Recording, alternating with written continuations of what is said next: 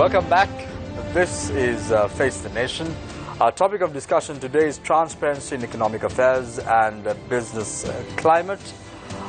We start off the final round with Mr. Kesaralal Gunasekara, former Deputy Mayor of the Deval Mountain Municipal Council. Mr. Gunasekara, what is unfolding right now in Sri Lanka is somewhat worrisome. Somewhat? Worrisome. Business climate, investor confidence, people are feeling neglected and unwanted. They are being ignored. In a situation like this, you've been in politics for many, many years. You're also a member of parliament. What is your message to them? Is this the time that they have to tighten their belts and wait? Or what must they really do? What are your thoughts? Well, the answer is quite long. If I may start off this way. I have 3 minutes for you. We need to understand that the worst scenario is not that good. The worst scenario is also taking a beating as far as the economy is concerned. Most of the major countries are having that problem. So Sri Lanka is definitely going to suffer. Now, we have a huge deficit as far as loans and debts is concerned, which is not going to be an easy exercise. You are short of funds, you are short of cash.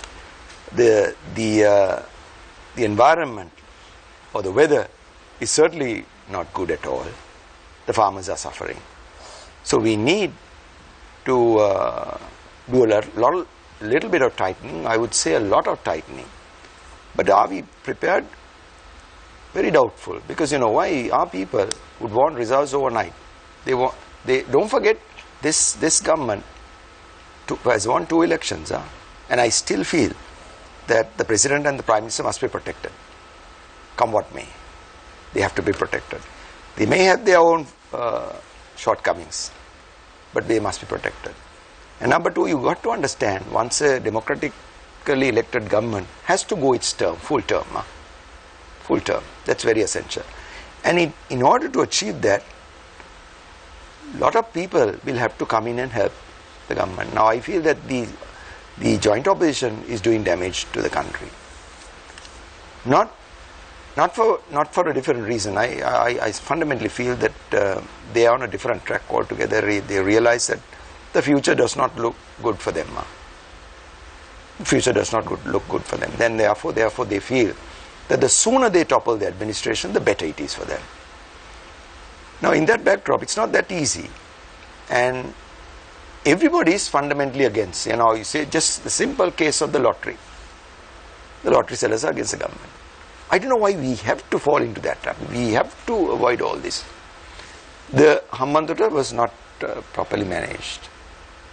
The Fort railway station issue was not properly managed by the government. The government needs to rethink its policies on communication.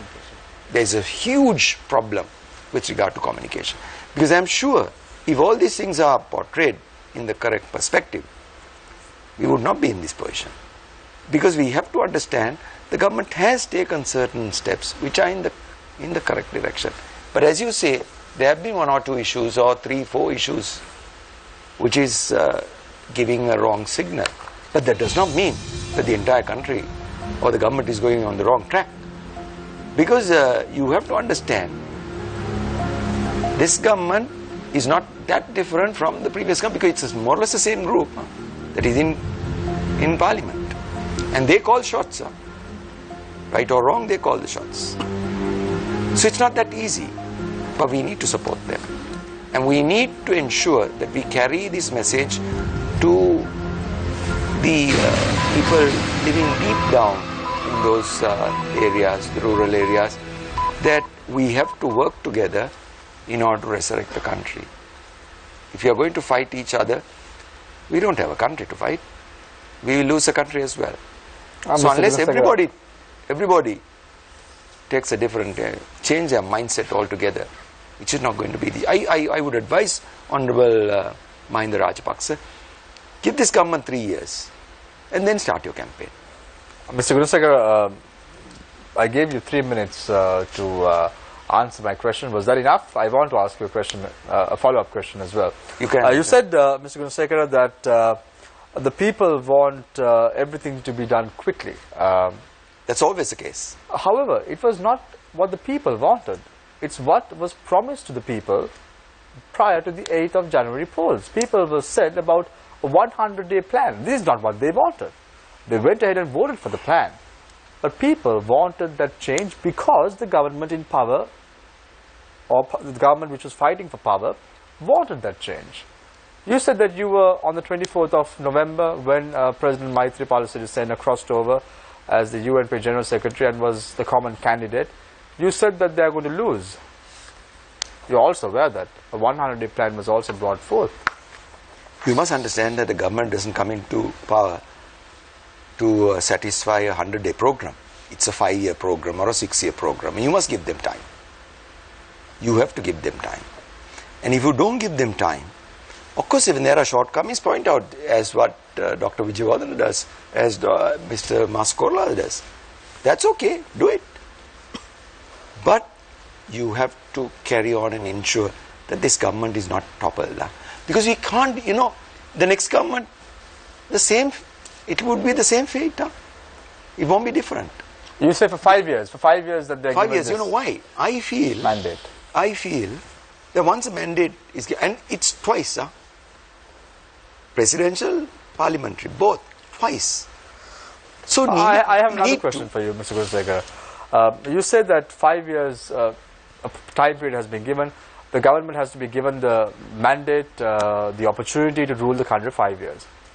Then why was the vehicle for 58 MPs brought in last year and the lease was for 5 years just last year? It was over in only 2021. They were supposed to rule only up until 2020.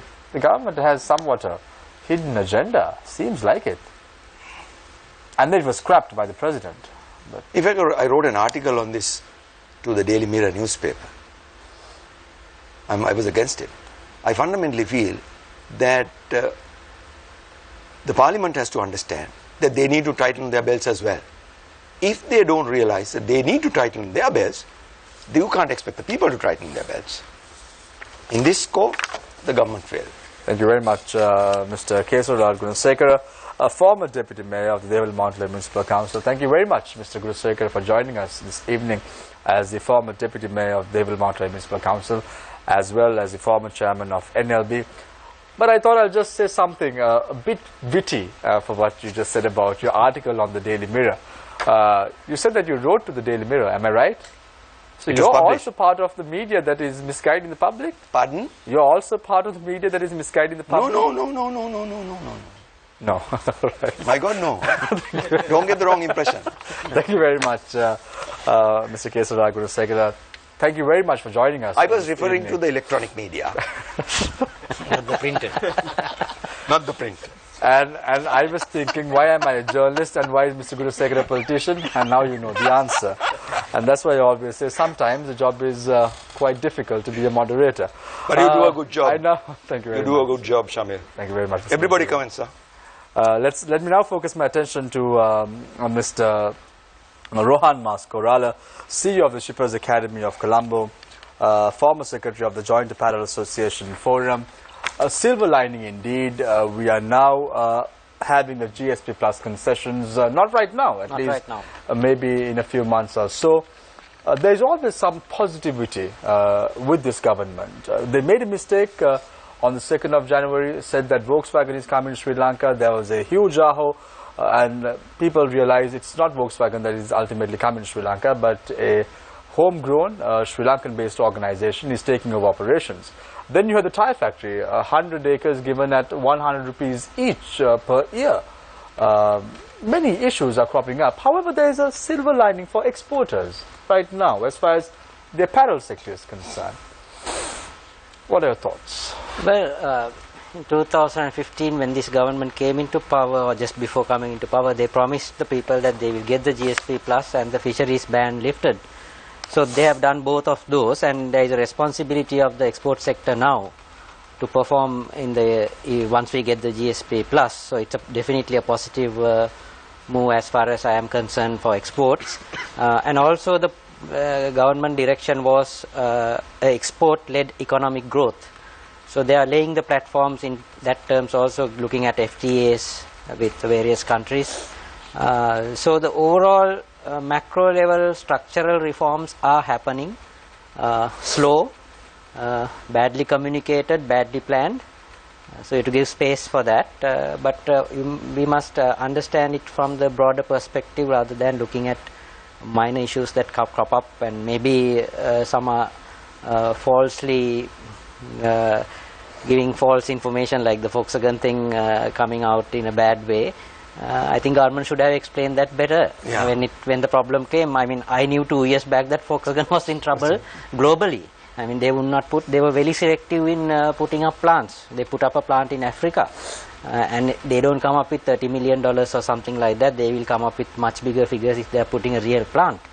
So these things could have been explained, but that again, the marketing part of it is so weak. But as far as I am concerned, if any value addition comes for anything, I am for it. Because when the apparel industry started, we were adding 20% value. Now we are at 50% value. So if some kind of a car plant comes, we are suddenly putting up the tires for it, the wiper blades for it, the beadings for it. We are a rubber manufacturing country, so the value addition can grow. So there's potential as long as something starts. So there is a silver lining, but I'm also very disappointed in the way things are managed in communicating and marketing and educating the people the need of these kinds of reforms. This problem relating to communication, Mr. Maskura, do you think it's because of arrogance that it has cropped up? There can be arrogance, there can be ignorance, and there can be overconfidence. What must they really do? Stoop down to ground reality, get off the pedestal and start thinking afresh and communicating the right thing properly? I definitely think so. Sometimes they are flying at 35,000 feet. They don't understand the mid-air turbulence and the ground level problems. So they might have a crash landing if that is the way they continue to go in 35,000 feet without realizing the problem. So I've been telling my friends in the government that is what sometimes we perceive. So they should get out of that 35,000 mentality and go to the ground level and see the realistic problems and address those. The politicians have that responsibility as well, to see the ground level realities and address them and keep the public informed of what's going on. I think what the government has not yet realized is the fact that 35,000 feet above the ground, those in the cockpit as well as those in business class and first class and those in passenger seats also will crash. If it crashes, it's exactly. just the entire country that will crash. Yeah, so it's all about management and timing of these things and properly disseminating information, and government has its own news channels. Even those don't propagate the proper, articulate what they're trying to do, explain to people. So if that is the case, best product you can have, if your packaging and marketing is not right, something can go wrong with that product. Thank you very much, Mr. Maskura. Third time, nice to have you on board on the show. As always, Dr. W. Jayawardena, former Deputy Governor of the Central Bank. From the frying pan into the fire, is that what the people of Sri Lanka are facing right now? Or do you think that 35,000 feet above the ground, no seat belts, and we are facing severe turbulent weather? Or do you think what the Governor of the Central Bank thinks? We are not in the ICU, but we are a patient. We all are patients in a hospital. What are your thoughts on this? Well, if you read very carefully the speech delivered by Governor Indrajit Kumaraswamy, he had been very polite and decent, and he had in fact told us the true story, because he had been compared in contrast to what the previous governors had been speaking. He had been very frank about the current state of the economy, and the day that he presented that we are in a hospital, that's correct. I mean, there's nothing wrong about it. Diplomatic language. Yes, diplomatic has it, but of course I would have preferred if he had said that we are in the ICU. I mean, not the hospital but the ICU. He mentioned it without calling at ICU, because he would have thought that it would have been very bad for the government. So he wanted to be very gentlemanly. Yes. He wanted to warn the government that even though we are in the hospital bed right now, the next turn is not the OPD but the ICU. So this message was taken wrongly by the people at the top of the government. So it's actually, it has prevented them from taking the preventive action now. as a result of that. Dr. Vijayawardena, the governor of the central bank, Dr. Indrajit Kumaraswamy, was very optimistic about the 99-year lease of the southern port. He said that this is going to help Sri Lanka to balance its currency and ensure that we get some foreign exchange flowing into the country. However, that doesn't seem to be happening right now. Where is the country's economy really heading now? He is very correct, Samir, because the main reason is that even Kesarlal mentioned about it, Rohana mentioned about it, we are in a grave external sector crisis today, and we don't have enough foreign exchange to meet even the debt repayment obligations of the country.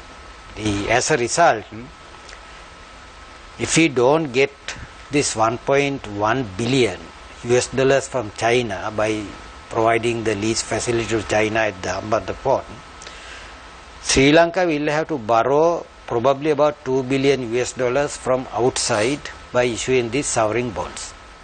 So when you compare the two sources, Indrajit Kumaraswamy is very correct in identifying selling Hambantota is the most preferred option available to the country today. So my reading is that if we don't get the 1.1 billion by June this year, Kumaraswamy will not be able to maintain the exchange rate, nor will Finance Minister Aikarnayaka would be able to do that. We might end up something like 170 to 180 rupees per dollar, and no one would be able to prevent it because we don't have enough foreign exchange in the country today.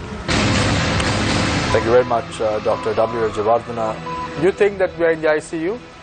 We are in ICU now. Right now, because I mean, we have a food crisis, we have an energy crisis, we have the drought here, and we have the foreign exchange crisis. At the same time, the exports are falling. I mean, for the first time, exports have fallen by 4% last year. And the trade deficit at the same level, exchange rate is subject to depreciation, inflation is coming up, economic growth is slowing down. 2016 what only is the 4%. medication? 4%. What is the medication that we have? Medication is actually, first we must have this 1.1 billion as a temporary measure, Samir. But if we are complacent about it and stop taking the reforming the economy, then we are in big trouble. So we have to go for the long-term plan now. Thank you very much, Dr. W. Vijayawardena, former Deputy Governor of the Central Bank. Thank you very much, sir, for joining us, as always, on the show. Thank you very much, Mr. Kesarlal Gunasekara, former Deputy Mayor of the Deval Mountain Municipal Council, a former Chairman of the National Lotteries Board, for joining us this evening. Nice to have a politician on the show and saying yes. It's a pleasure on the show very boldly and very courageously and putting a point across. Thank you very much, Mr. Gunasekara. Thank you very much, Dr. W. Vijayawardena, for joining us this evening. Thank you very much, Mr. Rohan Mascorala, CEO of the Shippers Academy of Colombo. Nice to have you on the show for the fourth time. So the next time would be the fifth time. Nice to have you on the show as well, Mr. Mascorala. Looking forward for your input in the course of this year. Thank you very much, Nadeem. Thank you very much, Chaturanga. Thank you very much, Charita, for joining us this evening. Next week on the show, we will have Dr. Harsha De Silva, Deputy Minister of Foreign Affairs, talking about the foreign policy of the United States towards the subcontinent, in particular Sri Lanka. We had many instances to rise up again as a nation. One instance was in the last 40 years or so was the 1996 World Cup. Everyone in Sri Lanka united. Then we had Susantika Jayasinghe winning the bronze and taking the silver later on at the Olympics. Everyone in Sri Lanka united. 2004 tsunami. We had the opportunity again to rise up as a nation, to rebuild our nation again. 2009, the end of the war, gave us an opportunity again to rise up as a nation. 2015, again we got an opportunity. I leave you tonight with a quote from Mohammed bin Rashid Al Maktoum from the book My Vision Challengers in the Race for Excellence. He says, failure is not falling to the ground. It is remaining there once you have fallen, and the greatest failure is when you decide not to stand up again. Take care. Good night.